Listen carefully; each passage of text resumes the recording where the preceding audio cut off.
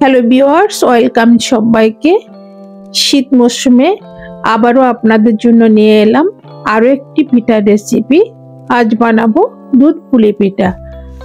আর এই পিঠা বানানোর সময় যেন ফেটে এবং ভেঙে না যায় এবং অতিরিক্ত শক্ত না হয়, পারফেক্ট মসৃণ একটা ডো কিভাবে তৈরি করবেন তা আপনাদের সাথে শেয়ার করব।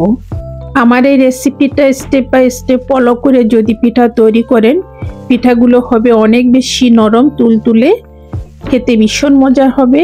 আর ঠান্ডা হওয়ার পরও নরম থাকবে, একদম তুলতুলে নরম থাকবে। চলুন পিঠা বানাতে থাকি। পিঠা বানানোর জন্য প্রথমেই সফট একটা ডো তৈরি করতে হবে। এর জন্য 2 কাপ জল আমি প্যানের মধ্যে দিয়ে দিলাম। এরপর দিব স্বাদ মতো লবণ। জল আর লবণ খুব ভালোভাবে মিক্স করে 4-5 মিনিটের মতো ফুটিয়ে নিতে হবে।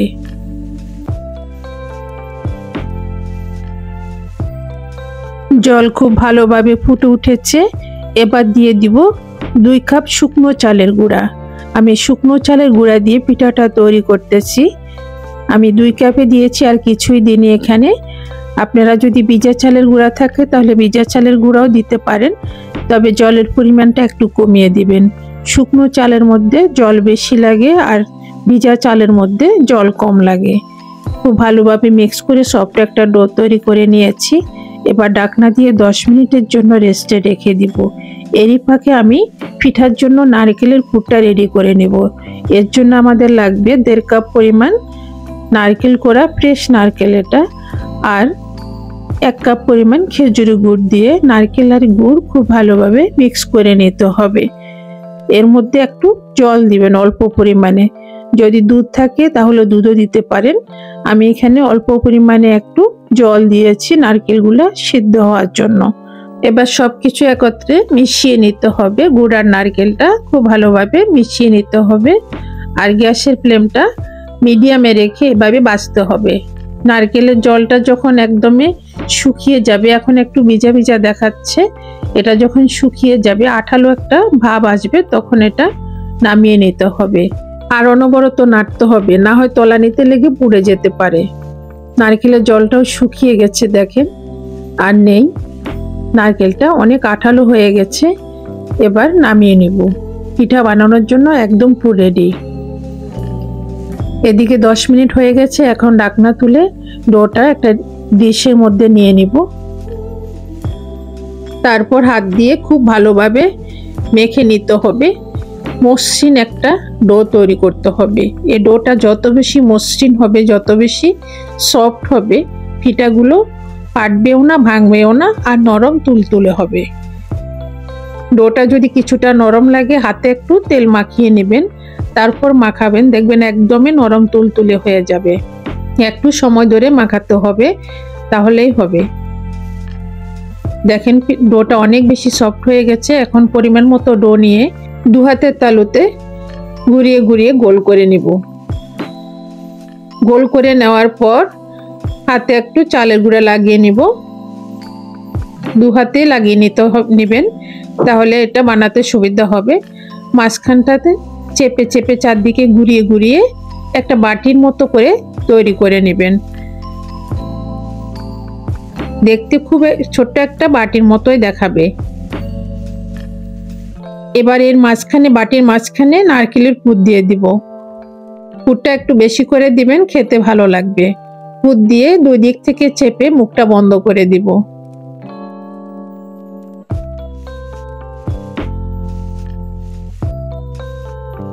আবারও আমি সমান করে চেপে নিচ্ছি, মুখটাকে বন্ধ করে দিচ্ছি, দিয়ে এভাবে করে ভাঁজ করে দিব। উপরের দিকে এভাবে ভাঁজ করে দিব যেন খুলে না আসে।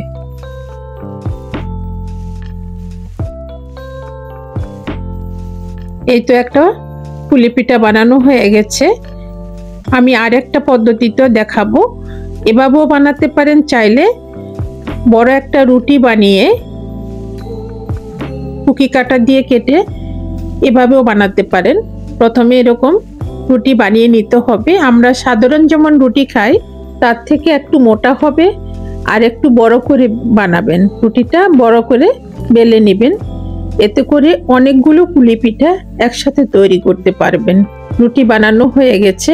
রুটির মোটাটা এরকম মোটা হবে। এবার একটা কুকি কাটার দিয়ে কেটে নিচ্ছি। আপনাদের কাছে যদি কুকি কাটার না থাকে গ্লাস দিয়ে কাটতে পারেন, বয়ামের মুখ থাকলে ওটা দিয়ে কাটতে পারেন, মানে গোল শেপে যে কোনো কিছু দিয়ে কেটে নেবেন। খুব বেশি বড়ও না আবার খুব বেশি ছোটও না। আমি একটা রুটি থেকে 4টা কেটে নিয়েছি। দেখেন, রুটিটা যদি আরো বড় হতো তাহলে 6টাও কেটে নিতে পারতাম, 8টাও কেটে নিতে পারতাম। আমার রুটিটা বেশি বড় হয়নি তাই 4টা কেটেছি। এদিকে পরিমাণ মতো সবগুলো রুটির উপর নারকেলের পুর দিয়ে দিয়েছি। দিয়ে একটা রুটি হাতে নিয়ে নিব। হাতে নিয়ে নারকেলটাকে সমান করে দিব। তারপর এভাবে ভাঁজ করে দিব। প্রথমটা যেমন ভাঁজ করেছি সেম ভাবে এটাও ভাঁজ করে দিব। ভাঁজ করে তারপর এভাবে করে উপরের দিকে উঠিয়ে দিব মুখটাকে। চাইলে আপনারা ডিজাইনও করতে পারেন। আমার কাছে মনে হয় দুধ পুলি এভাবে সুন্দর দেখায়, তাই আমি এভাবেই করতেছি। আরো একটা পুলি পিঠা হয়ে গেছে। এভাবে করলে একসাথে অনেকগুলো পিঠা তৈরি করতে পারবেন। খুব তাড়াতাড়ি হয়ে যাবে পিঠাগুলো। অল্প সময়ের মধ্যে সবগুলো পিঠা বানিয়ে নিতে পারবেন। এটা যে নতুন একবারে পিঠা বানাতে পারে না সেও কিন্তু এই পিঠাটা তৈরি করতে পারবে। একইভাবে কিন্তু আমি সবগুলো পিঠা তৈরি করে নিয়েছি। এবার দুধের শিরাতে ভিজাতে নিয়ে যাব। এর জন্য এখানে আমি 2 লিটার দুধ নিয়েছি। 2 লিটার দুধকে জাল করে আমি 1.5 লিটার করে নিয়েছি।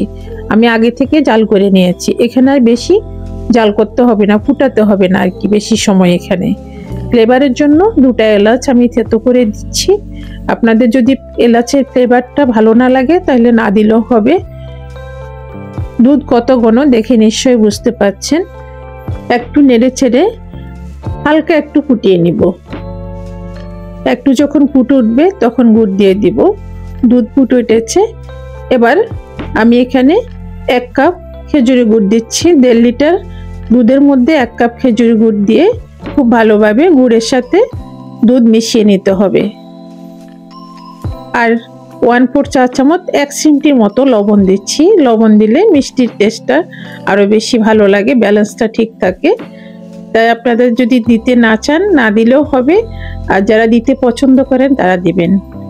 দুধ আর গুড় খুব ভালোভাবে মিক্স হয়ে গেছে। দুধের কালারটাই কত সুন্দর হয়েছে দেখেন, অন্যরকম হয়ে গেছে একদম। এবার পিঠাগুলো দিয়ে দিব একটা একটা করে। পিঠা দেওয়ার সাথে সাথে কখনোই নাড়াচাড়া করবেন না, তাহলে পিঠাগুলো ভেঙে যাবে। পিঠা দেওয়ার পর কিছুক্ষণ পর যখন পিঠাগুলো উপরে বেশি উঠবে তখন হালকা হাতে নেড়ে ছেড়ে দিবেন। এখানে পিঠা দেওয়ার পর দেখবেন আমি কিছুক্ষণ নাড়াচাড়া করব না, এরপরে দেখবেন যে পিঠাগুলো উপরে বেশি উঠেছে নিজে থেকেই, তখন নেড়ে দিব। সবগুলো পিঠা দেওয়া হয়ে গেছে। এবার কিছুক্ষণ পর দেখেন পিঠাগুলো বেশি উঠেছে নিজে থেকেই, তার মানে পিঠাগুলো সিদ্ধ হয়ে গেছে। সবগুলো পিঠা সিদ্ধ হয়ে গেছে। এভাবে যদি তৈরি করেন পিঠাগুলো হবে অনেক বেশি নরম তুলতুলে আর খেতে ভীষণ ভালো লাগবে। ঠান্ডা হওয়ার পরও কিন্তু পিঠাগুলো শক্ত হবে না, একদম নরম তুলতুলে থাকে। আমি কয়েকবার এভাবে বানিয়েছি, আমার পিঠা একবারও শক্ত হয়নি। সবসময় পিঠা অনেক বেশি নরম তুলতুলে হয়েছে আর খেতে ভীষণ ভালো লাগে। আর দুধের শিরাটা এখন একটু পাতলা দেখালেও যখন ঠান্ডা হয়ে যাবে শিরাটা অনেক ঘন হয়ে যাবে।